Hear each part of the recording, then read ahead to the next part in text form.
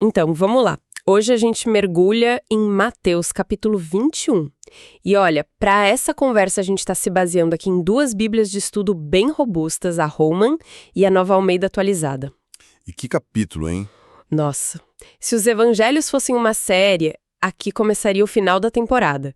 É a chegada de Jesus em Jerusalém, a última semana dele, a semana decisiva. Exato. E ele não chega de forma sutil. Este capítulo é o estopim de tudo. É onde a autoridade de Jesus é declarada em praça pública e, por isso mesmo, é onde ele entra em rota de colisão direta com toda a estrutura de poder de Jerusalém. Com certeza. A nossa missão aqui é seguir essa trilha de pólvora, sabe? Passando por 3 momentos cruciais. A entrada triunfal, a purificação do templo e as parábolas, que são quase sentenças de julgamento. Vamos tentar entender como essa tensão escala a um ponto sem retorno. Perfeito. A cena de abertura já é cinematográfica. Jesus chegando em Jerusalém, ele pede um jumentinho, a imagem dele montado no animal, enquanto a multidão forra o chão com mantos, com ramos. É icônica. Totalmente. E o som que domina o ambiente é o grito de Hosana ao filho de Davi, bendito que vem em nome do Senhor. É uma recepção de rei. É uma recepção de rei, mas um tipo muito específico de rei. A escolha do jumento é o primeiro grande recado. Um conquistador romano entraria num cavalo de guerra, que é um símbolo de poder, de domínio militar. Claro. Jesus escolhe um jumento, o animal do povo, do trabalho. Ele está intencionalmente cumprindo uma profecia de Zacarias que descreve um rei que vem em paz, com humildade. Ele não está chegando para começar uma rebelião armada. Ele está sinalizando outro tipo de reino. Exatamente, outro tipo de reino. E essa palavra Hosana, a gente ouve tanto, mas o que ela realmente significa nesse contexto? É tipo um viva?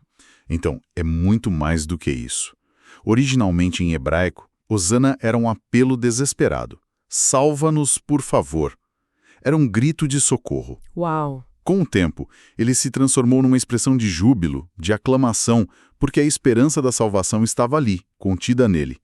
Então, quando a multidão grita Hosana, eles estão, ao mesmo tempo, louvando e pedindo que aquele que eles acreditam ser o Messias traga a salvação. Que interessante. Então, eles estão usando a linguagem messiânica correta, né? Aclamando-o como filho de Davi, que é um título do Messias. Mas aí, logo em seguida, o texto diz que a cidade inteira fica em alvoroço. E a pergunta geral é, mas afinal, quem é este? Pois é. A resposta da multidão é quase decepcionante. Este é o profeta Jesus de Nazaré da Galileia. Parece que a ficha não caiu completamente, né? Exatamente. Isso revela uma tensão que vai permear toda a semana. Eles reconhecem o poder dele, a importância dele como profeta, mas a compreensão sobre a real identidade ainda é superficial. Eles esperavam outra coisa. Sim, eles veem um libertador político, um grande mestre, mas a ideia de um rei divino, cujo reino não é deste mundo, isso ainda não se encaixou. Há uma empolgação genuína, mas baseada numa expectativa que Jesus está prestes a subverter completamente. E ele não perde tempo. Mal respira depois dessa chegada e já vai direto para o coração do poder judaico, o templo. E ali a coisa fica realmente tensa. Sim, ele entra e encontra o pátio que deveria ser um lugar de oração para todos os povos, transformado num verdadeiro mercado. E a reação dele é visceral. O texto diz que ele expulsa os vendedores, vira as mesas dos cambistas, as cadeiras dos que vendiam pombas. É uma ação de uma violência simbólica imensa. E ele se justifica, né? Sim, e para justificar ele cita as Escrituras. É uma fusão de Isaías e Jeremias. A minha casa será chamada casa de oração, mas vocês a transformaram num covil de ladrões. Essa expressão covil de ladrões é muito forte. A raiva dele era contra o comércio em si? Ou tinha algo mais profundo acontecendo ali? Tinha algo muito, mas muito mais profundo. O problema não era a existência do serviço, mas a corrupção sistêmica que ele representava. Como assim? Peregrinos vinham de toda parte e precisavam trocar o dinheiro deles, que muitas vezes tinha a imagem do imperador romano, pela moeda do templo, a única aceita para as ofertas. Os cambistas cobravam taxas exorbitantes por essa troca. Ah, entendi. Eles exploravam a devoção das pessoas. O mesmo acontecia com a venda de animais para o sacrifício, com preços inflacionados. Na prática, o sistema dificultava o acesso dos mais pobres a Deus. Estava criando barreiras financeiras para a adoração. Então, o que Jesus está fazendo é um ato de protesto contra a exclusão. Ele está limpando a casa do Pai não só da bagunça, mas da injustiça. Perfeito. É um ato profético de julgamento. Ele está dizendo que o sistema religioso de Israel, que deveria ser uma bênção para as nações, tinha se tornado uma barreira corrupta, um esconderijo de bandidos que se aproveitavam da fé alheia. Ele está restaurando o propósito do templo. E o que acontece logo em seguida, essa cena caótica, é impressionante. Assim que o comércio é expulso, o texto diz que cegos e coxos, pessoas que normalmente ficavam do lado de fora pedindo esmola, se aproximam dele, dentro do templo, e ele os cura. É a imagem perfeita da restauração. É uma reviravolta incrível. Onde antes havia exploração, agora há cura. Onde havia exclusão, agora há acolhimento. E para completar o quadro, as crianças no templo começam a gritar a mesma coisa da entrada: Hosana ao filho de Davi. A adoração mais pura, né? A mais pura e espontânea. E é justamente isso que causa a indignação dos líderes religiosos. Eles não se chocaram com a corrupção, mas se ofenderam com a adoração genuína dirigida a Jesus. O contraste é gritante. O confronto está armado. No dia seguinte, a narrativa nos leva para um episódio que, lido isoladamente, parece um tanto bizarro. A história da figueira que seca. Ah, sim. Jesus está com fome, vê uma figueira com folhas, o que indicaria que teria frutos, mas não encontra nada. E então ele a amaldiçoa e ela seca na hora. Parece quase um acesso de raiva desproporcional. O que está acontecendo aqui? Essa é uma passagem que confunde muita gente, mas ela só faz sentido quando a gente entende como mais um ato profético, uma parábola em ação.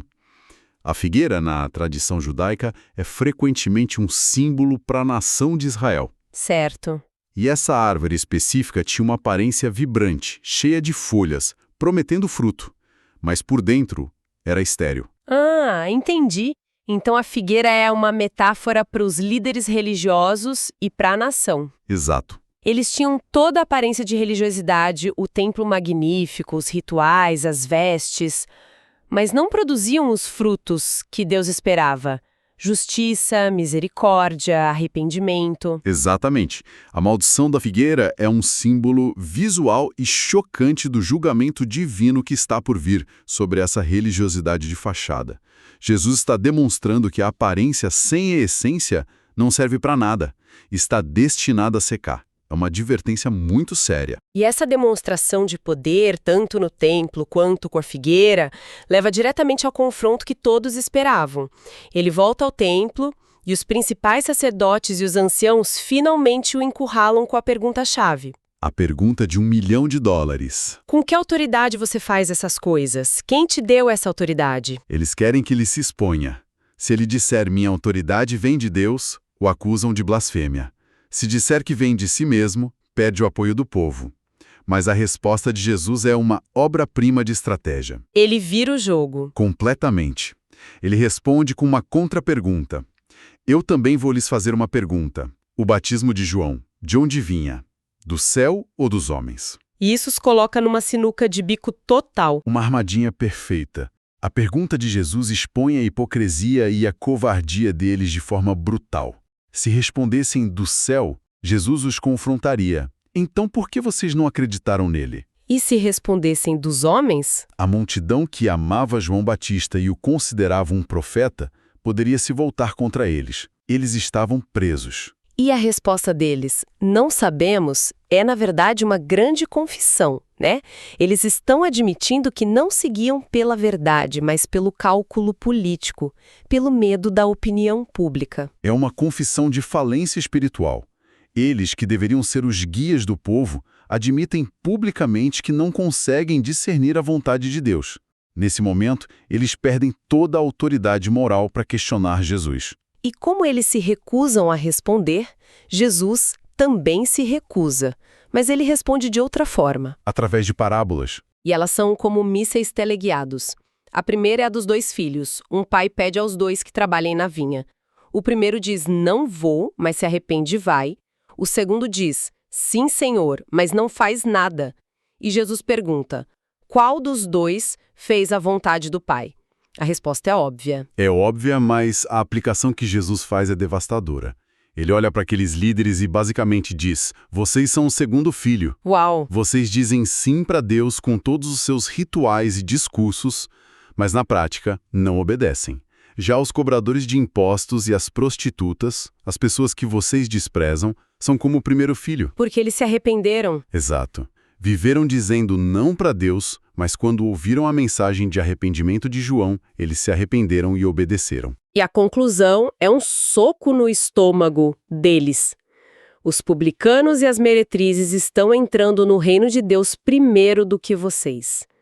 Ele está invertendo toda a hierarquia social e religiosa na frente deles. Exatamente. Ele está redefinindo o que significa pertencer ao povo de Deus. Não é sobre a aparência ou herança, mas sobre arrependimento sincero e obediência real. E se a primeira parábola foi um soco, A segunda é um nocaute. A parábola dos lavradores maus. Essa é ainda mais direta. muito mais. Um proprietário arrenda sua vinha, mas os arrendatários se recusam a entregar os frutos. Espancam e matam os servos que o dono envia. Por fim, o dono manda seu próprio filho, Pensando que eles o respeitariam. mas eles o matam para ficar com a herança. É uma história brutal, e todos ali entenderam a alegoria na hora. O dono da vinha é Deus.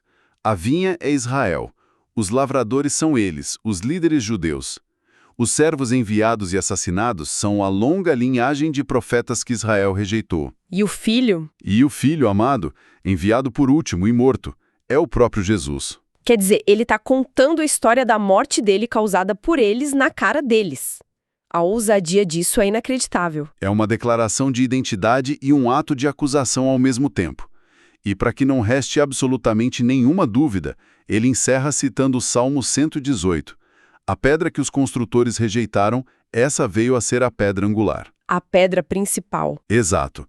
Ele está dizendo, vocês estão me rejeitando, mas Deus fará de mim o fundamento de algo completamente novo.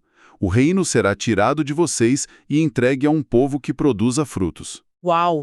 Então o capítulo 21 é essa escalada vertiginosa. Começa com uma aclamação popular, com gritos de hosana e termina com Jesus basicamente assinando a própria sentença de morte, ao expor e condenar a liderança religiosa de Israel. Sim. O conflito que estava latente agora é completamente aberto. É irreconciliável. Perfeitamente colocado. O fio que amarra todo o capítulo é o choque entre a fé verdadeira, que se manifesta em cura, em acolhimento, em frutos de justiça, e uma religião de fachada, que se preocupa com poder, controle e aparência, mesmo que por dentro seja corrupta e estéril. E a resposta do sistema é a violência. É a rejeição violenta. A cruz já está projetada no horizonte. É verdade. E isso nos deixa com uma reflexão final que está escondida na última frase do capítulo. Depois de ouvir tudo isso, os líderes procuravam prendê-lo, mas tiveram medo das multidões. A ação deles não era guiada pela busca da verdade ou por convicção, mas pelo medo da opinião pública.